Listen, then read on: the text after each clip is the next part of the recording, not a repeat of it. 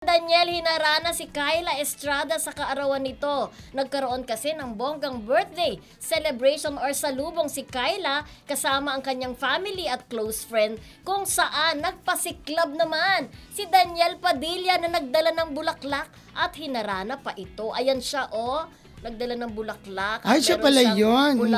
Pulang ano ba to? Yung parang, panyo. parang yung movie niya ng Oo. Date to the Gangster. Oo. Diba? So si Kyla is 30 na, Oo, 30 na, 30 di ba? Oo. Siyempre, marami naman talaga. Pero bukod dyan bukod dyan, talaga naman super sweet sila. Kasi, di ba, nag-viral nga isang photo nila kung saan may mga kasama silang mga kaibigan.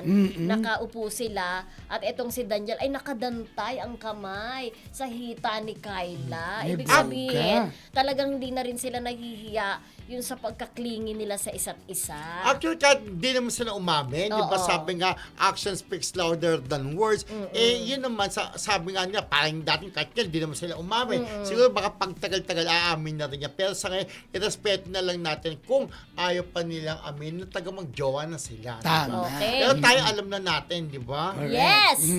Okay. Yes, at pero Oh. bago yan, batiin muna natin sila Stephanie Jamila kasi nanonood Ay, sila, ayan. nakita ko sila, Okay. di ba? Si Beth Vasquez. Si Beck Vasquez, si Mami Apo, si Kids Gamer, si Knights of Eraya, si Leonor Oo, Malano. Marib, tsaka si Marib. MJ Auralia, Dust Via Angels, yun, Dust Via Official. AM Piang at saka si Mami Merly. Ate Alice Lopez. Okay. Yes. Yes.